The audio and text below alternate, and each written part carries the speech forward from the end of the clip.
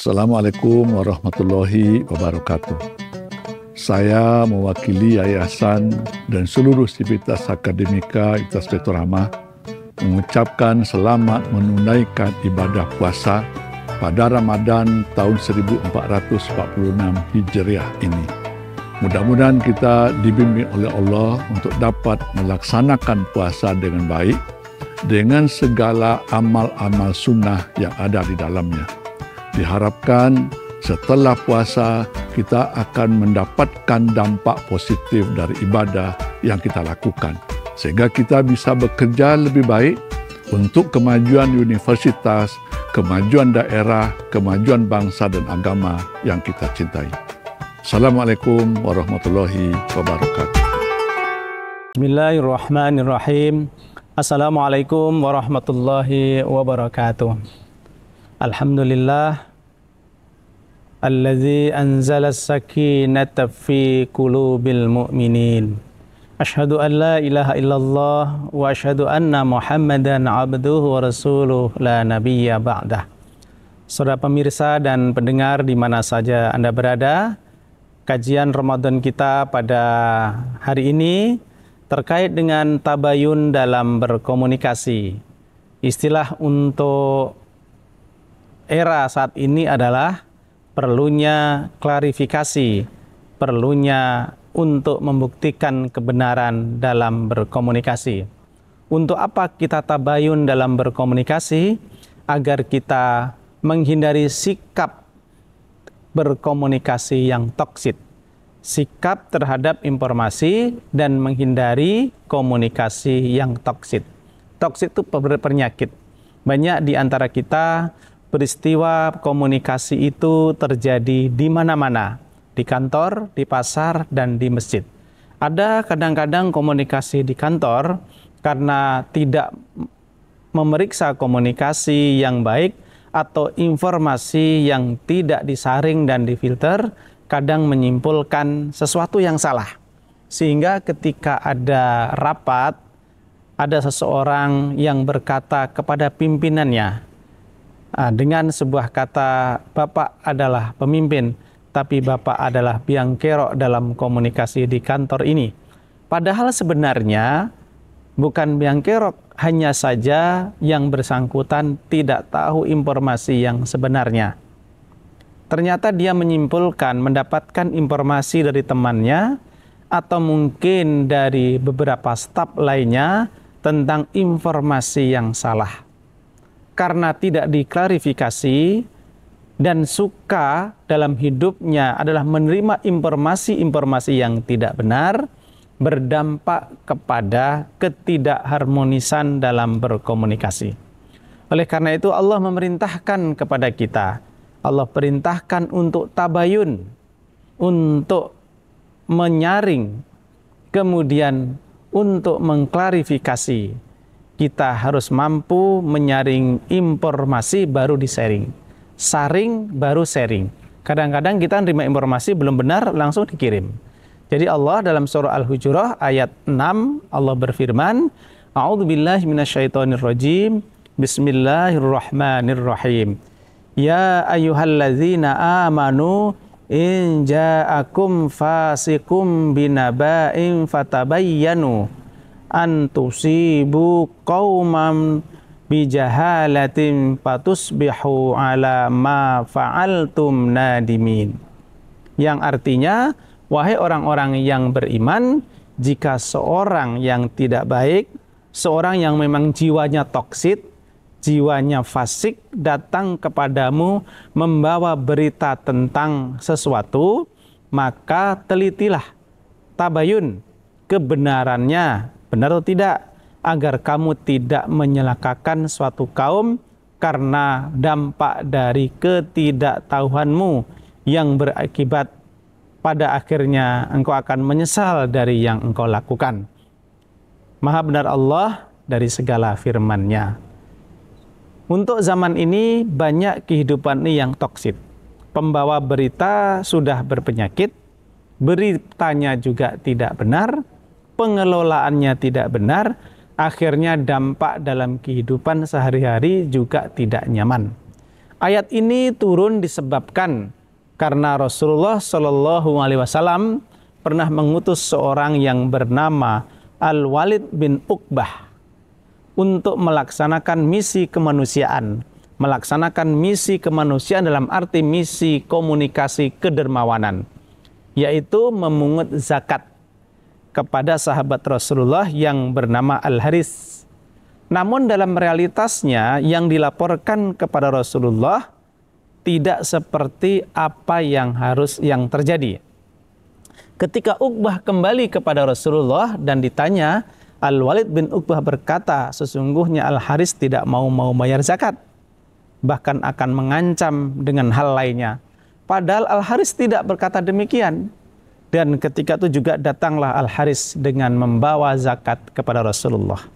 Intinya ketika itu hampir saja Rasulullah menerima informasi yang tidak benar. Maka ayat ini turun, kita harus berhati-hati dalam menerima informasi. Bisa dibayangkan ketika Rasulullah percaya sama Uqbah, Al-Walid bin Uqbah, pasti akan terjadi pertentangan dan permusuhan kepada Al-Haris. Karena yang diberitakan oleh Al-Uqbah berbeda dengan kenyataan. Ada sebuah informasi itu hanya dikelola oleh pikiran orang yang toksik. Sementara realitas tidak demikian. Realitas itu benar, tapi dia berikan perspektif yang tidak benar. Ada kebenaran, tapi ada juga kebenaran framing, di-framing. Benar atau salahnya itu sudah dibikin sedemikian rupa. Bahkan ada orang yang sangat baik dalam kehidupannya bisa menjadi sangat jelek dalam pikiran orang lain. Bukankah setiap orang adalah apa yang kita pikirkan? Picture of head. Istri kita adalah apa yang kita pikirkan yang ada dalam pikiran kita. Tapi yang sebenarnya kadang kita tidak melihat. Ternyata istri kita orang yang ikhlas, orang yang jujur. Tapi kadang-kadang kita merasakan dalam pikiran belum jujur. Inilah sebetulnya yang perlu tabayun dalam kehidupan sehari-hari. Para pemirsa di mana saja Anda berada, sebelum kita lanjutkan tentang dampak dari tabayun agar terhindar dari komunikasi yang toksik, kita akan berikan senandung bahwa kita harus kembali kepada Allah dengan kebaikan.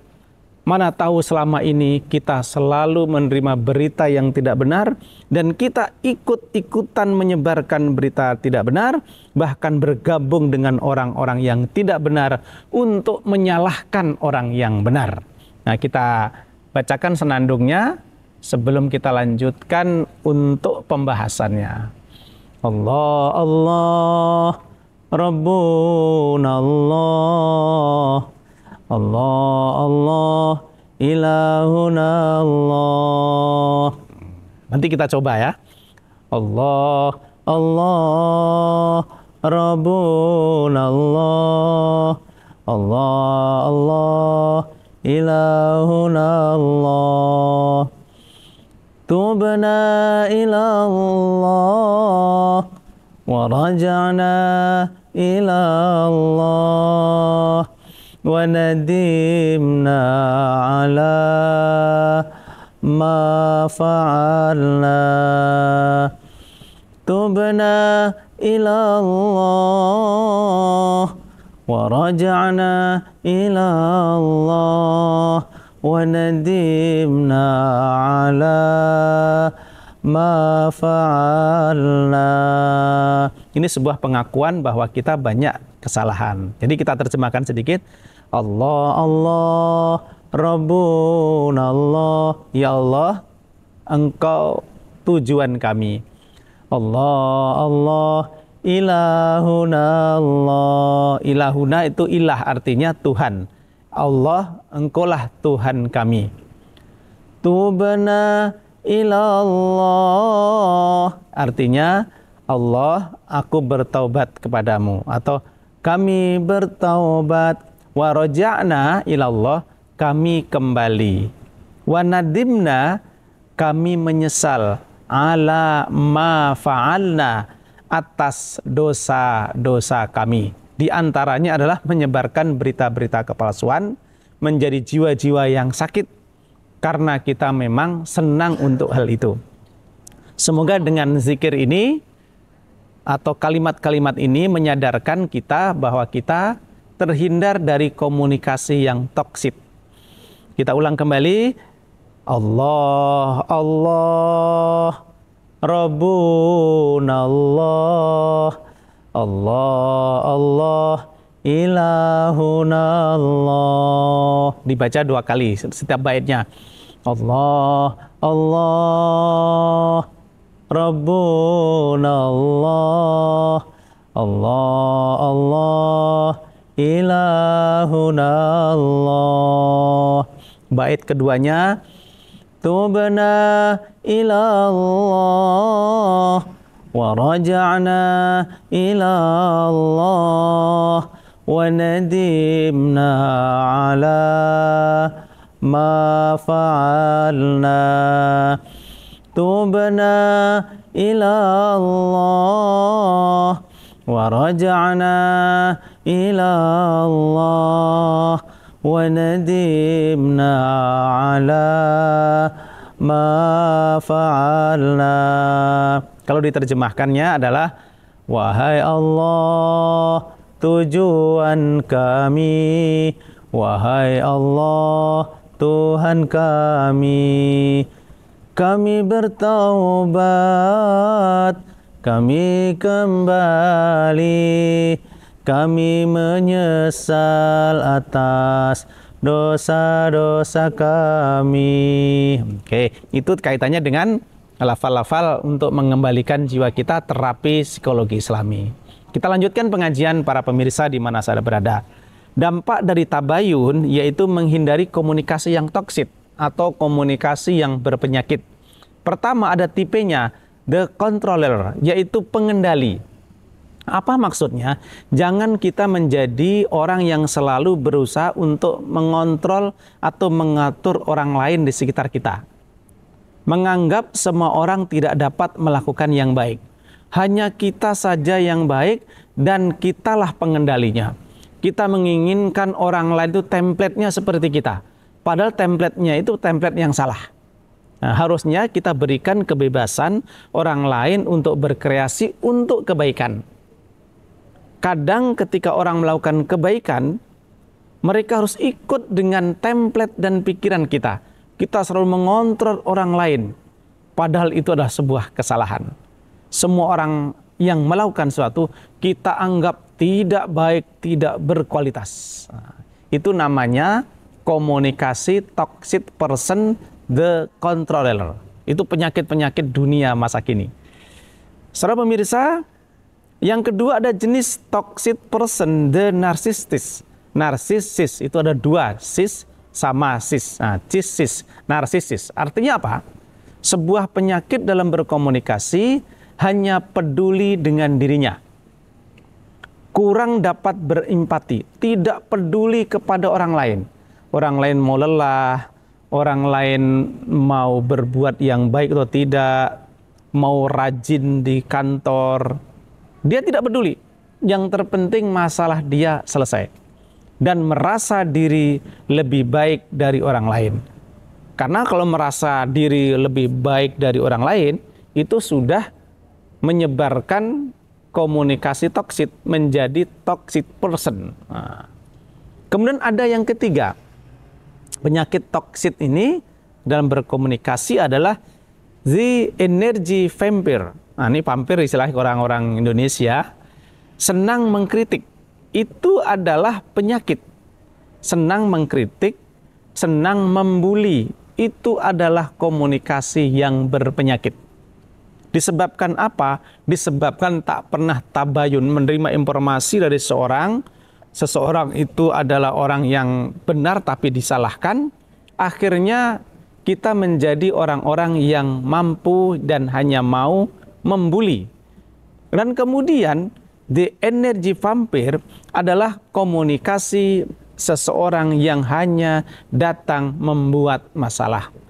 Datang bukan membuat berkah, datang bukan membawa hikmah, akan tetapi datang membuat masalah dan melenyapkan energi-energi positif di sekitarnya. Ada orang datang dengan penuh rajin, datang ke kantor, langsung bikin agenda. Dia berkata kepada temannya, masa agenda saja di-upload? Kenapa? Karena dia ingin menghilangkan energi yang positif yang ada di sekitarnya.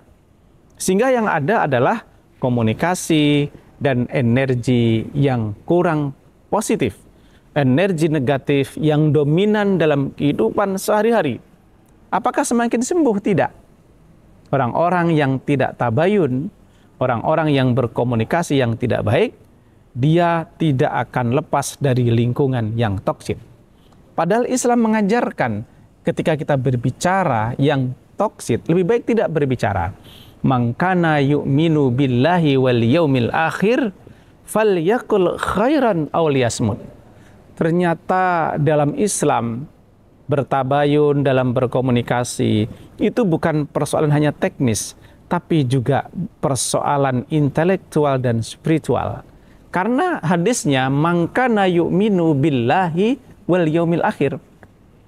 Siapa saja yang beriman kepada Allah dan hari akhir, berarti kan spiritual. Falyakul khairan, hendaklah berkata yang baik, jangan sampai toksik. Ketika kita berbicara, berkomunikasi toksik, falyakul khairan aw liyasmut, atau tidak, lebih baik tidak berbicara daripada nanti berbicara itu menularkan toksik-toksik yang lainnya.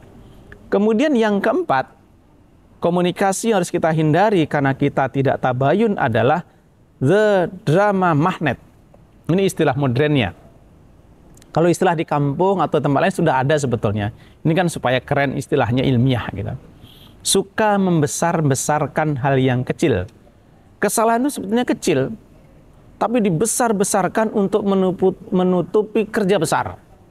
Seseorang yang bikin visi dan misi, sedang membuat website untuk yang masalah besar, dia ngambil kasus yang kecil. Seseorang mengambil map tidak pada tempatnya, wah dibesar-besarkan masalahnya. Ya kan? Jam 7.30 di kantor sudah melaksanakan upacara. Tapi kenapa jam 7:28 sudah baris? Kan tinggal 2 menit, sehingga orang yang berburu-buru tidak dihargai. Kan hal yang kecil. Orang melaksanakan suatu yang disiplin, tadi permasalahkan. Sementara hal-hal yang besar, mereka lupa. Yaitu membesar-besarkan hal-hal yang kecil. Dan memang itulah orang-orang yang kerdil. Orang-orang yang kerdil itu ditandai dari komunikasinya. Dia selalu menganggap masalah kecil menjadi besar. Tetapi bagi orang besar, sebesar apapun masalah menjadi kecil karena langsung dicarikan solusi. Itu beda. Jiwa yang kerdil membesar-besarkan masalah. Tapi jiwa yang baik, sebesar apapun masalah menjadi kecil karena diselesaikan. Kemudian senang menggosip. Sedang menggosip itu adalah the drama negatif, drama magnet. Itu tidak boleh. Senang mendramatisir masalah. Masalah itu sebetulnya kecil, tapi didramatisir sehingga orang lain tersudutkan. Kemudian ada yang kelima, the grand ayats. Ayat itu adalah suka menyalahkan orang lain. Itu komunikasi toksik. Suka playing victim. Tidak suka jika orang lain mendapatkan bahagia. Orang bahagia saja tidak suka. Bayangkan. Kenapa? Dampak dari tidak tabayun kepada seseorang akhirnya melahirkan komunikasi yang toksik. Kemudian yang terakhir, the compulsive liar, dalam arti sering sekali berbohong. Orang yang sering berbohong, suka memanipulasi kebaikan orang dan membuat orang lain merasa bersalah. Orang ini tidak bersalah, tapi dibikin rencana, direkayasa agar orang itu mengakui kesalahan. Padahal orang ini tidak bersalah. Oleh karena itu, mudah-mudahan kita hindari komunikasi yang toksik karena dampak tidak tabayun. Kita akhiri dengan selawat yang sudah kita berikan tadi. Allah, Allah, Rabbuna Allah, Allah, Allah, Ilahuna Allah, Tubna ila Allah, ورجعنا إلى الله وندمنا على ما فعلنا. Sampai jumpa pada kesempatan yang berbeda. Selamat melaksanakan ibadah puasa dan assalamualaikum warahmatullahi wabarakatuh. Selamat datang di Universitas Baitur Rahmah. Di sini kami tidak hanya memberikan pendidikan berkualitas, tetapi juga menciptakan lingkungan yang mendukung perkembangan pribadi dan profesional. Dengan fakultas yang berpengalaman dan berkomitmen, kami menyediakan pendekatan pembelajaran inovatif yang mempersiapkan Anda untuk menghadapi tantangan global. Bergabunglah bersama kami di Universitas Baitur Rahmah, dan bersama kita membentuk masa depan yang lebih baik.